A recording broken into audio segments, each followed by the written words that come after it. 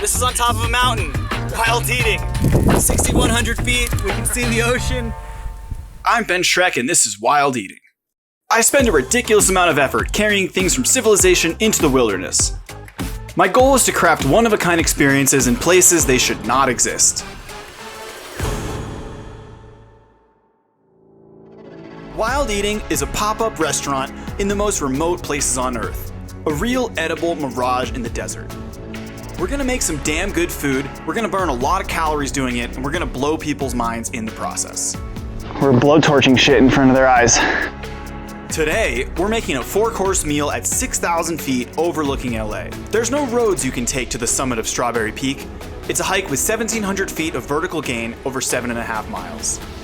At the top, on a clear day, you can see past downtown, past Santa Monica, all the way out to Catalina Island. I've been to the top of this mountain many times. I've seen a lot of people eating lunch along the way. Some people even bring pretty good sandwiches. Let's see, what do we got in the top of this? You want a PB&J? Yeah, I'll take a PB&J. But I've never seen someone bring a whole raw chicken up. Or make matzo ball soup at the summit. The meal will be inspired by my own Jewish heritage. We'll start off right with 2 different fermented drinks. Then we have a meze course with 5 separate, wonderfully colorful spreads and appetizers. A chicken soup we prepared from scratch, 2 maximalist main dishes, and 2 classic desserts. One we had to literally freeze while we were up there. We had a well thought out execution plan. I would take a few trips alone early in the week to stash gear on the summit, as well as 60 liters of water, folding tables, and cooking equipment. Then, the crew and I would spend 2 back-to-back days filming. On the first, we'd stash even more gear, plus we'd get B-roll we'd need of the hike in the mountain, so that on the second, we could get to the summit as fast as possible and focus on the cook and the meal. It was early December though, and winter was fast approaching. And winter is coming. The first hike day with the crew had about 100 feet of visibility. This is beautiful, but it's... Can't see anything. Can't see anything. Yeah. The forecast for the following day was sunny. So our slick shortcut of using footage from day 1 to represent day 2 wouldn't work. But we still had a lot of gear left that we needed to stash on the summit. Strawberry Peak is a real mountain, not just a chill Sunday morning hike. It looks so eerie, I love it. It's hard to find a film crew willing to go to these lengths to produce a show regardless of the pay. But in this case, I couldn't have asked for a tougher set of individuals helping out. We pushed onward with the project, and the day of the cook turned out to be the clearest stay in the region in a very long time. We were an hour late though from an earlier call time mishap, and the whole crew was struggling from the weight of our loads. 2 of them did this entire thing yesterday. My crew is struggling, and we got a soup to make. I love pain though, and I was highly caffeinated, so I started running back and forth from the summit to the next straggler crew member, dropping loads off at the top. Let me help you out a bit. To add even more chaos, in the confusion of the morning, we left one of our best crew members to wait for our drone operator and the hikers who would be coming later to eat the food. His backpack mistakenly contained all the fuel for the kitchen. So I ran down to grab some from our stranded porter.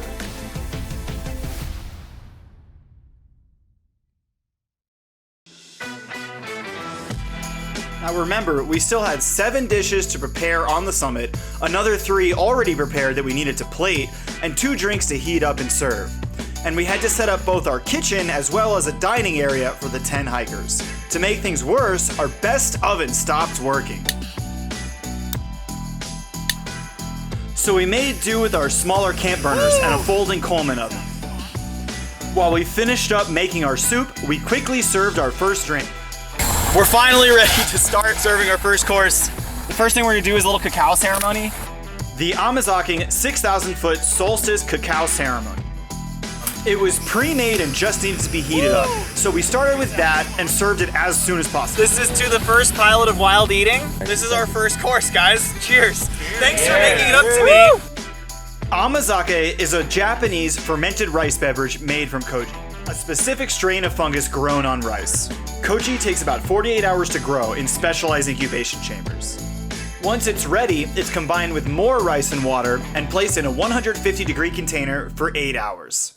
The enzymes in the koji break down the starches in the rice, forming a sweet beverage. For my cacao mazake, I added a serious helping of rich chocolate and nut milk, as well as cayenne pepper. It's a little spicy. I like The spice is cayenne, but also like there's ginger and nutmeg and cloves in there. Wow, amazing. Raw cacao, yeah. Next up, cubic renaissance. Chicken matzo ball soup with fried matzo cubes. We prepared a chicken stock on the summit, featuring root vegetables, fresh herbs like parsley, cilantro, dill, and lemongrass, as well as kombu and miso. The matzo cubes were fried in shallot oil before dropping in the soup. Finally, we added poached chicken breast and the rest of our root vegetables.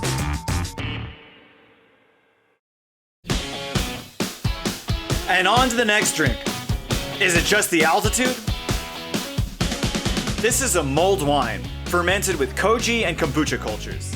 I combine these two probiotic bases with lemon, orange, ginger, sugar, and classic warming spices like nutmeg, cinnamon, and anise for 2 weeks, and then heated up this base with red wine on the summit.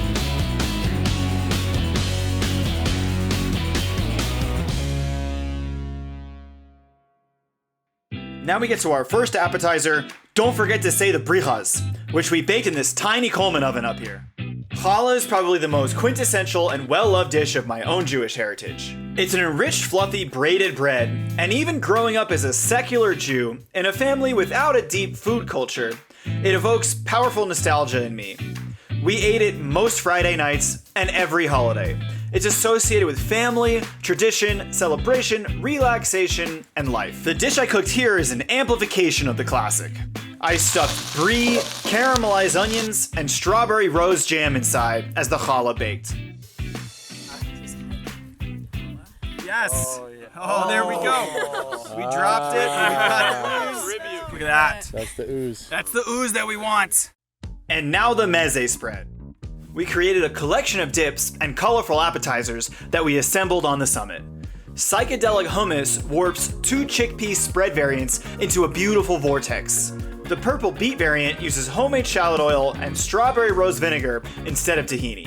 The yellow variant is slightly more traditional, with tahini and lemon, but uses garlic-infused olive oil and turmeric. Also on our spread is a dish I'm calling Is It Hanukkah Yet? The goal here was to mix 2 different dishes. Latkes on the bottom, topped with what would normally go on a bagel. The latkes are non-standard, baked instead of fried, and using my favorite root vegetables as a substitute for what I consider bland potatoes. On top, I placed smoked salmon, cream cheese, chives, red onion, microgreens, fried shallots, and rose petals. Rounding out the spread is Ben's playground. 3 fermented condiments, beet and red cabbage kraut, red pepper and chili harissa, and spicy cilantro zhut. Last of the appetizers is Not Your Bubby's toast. We also have brioche slices drenched in brown butter and toasted to crispy goodness.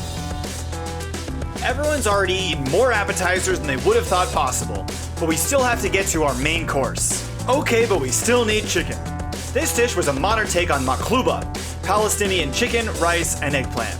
These 3 ingredients were baked in a pot together, along with tomato, miso, garlic, baharat seasoning, saffron, and koji, and topped with toasted pistachios, rose petals, edible flowers, pomegranate molasses, and fresh herbs. Our karafi oven only had 2 settings, full blast and no blast, so we couldn't dial in the temperature to get a crispy bottom while still cooking the rest of the dish through.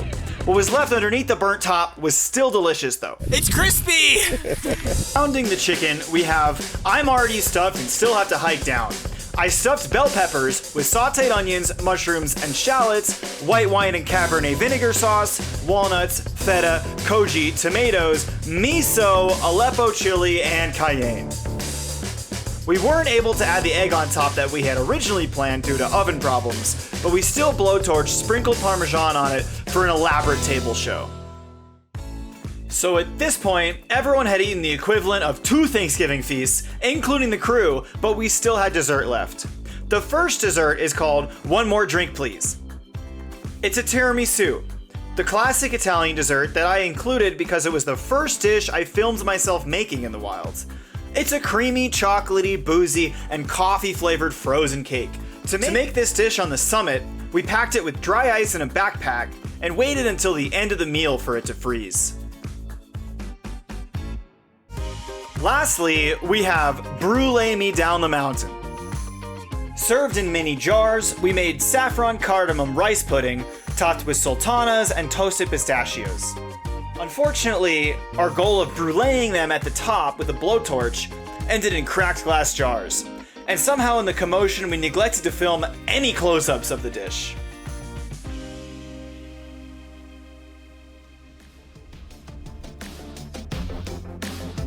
Wild eating is a love affair with maximum effort and chaos in the wilderness. My goal is to take people on dreamlike adventures that provide brief moments of escape from ordinary modern existence.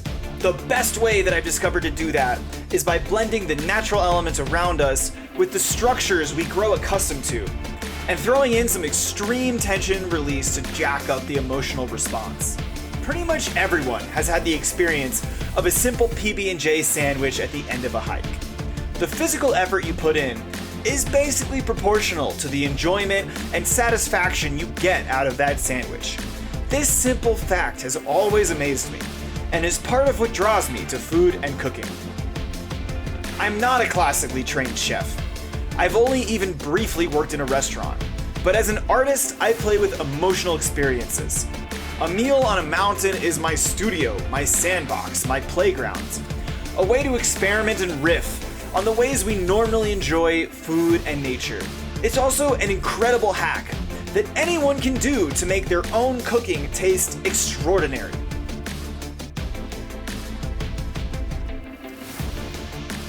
You don't need to bring a whole kitchen with you. Just find a hike, wait till sunset, bring your dinner with you, and eat it with a view. Everyone drank cacao and everyone drank mulled wine, and now we're gonna head down the mountain and get the hell out of here, and I'm gonna have a whiskey tonight. Lee, you gotta make it! Hang out, we got a late entry. All right, everyone say wild eating. Wild eating!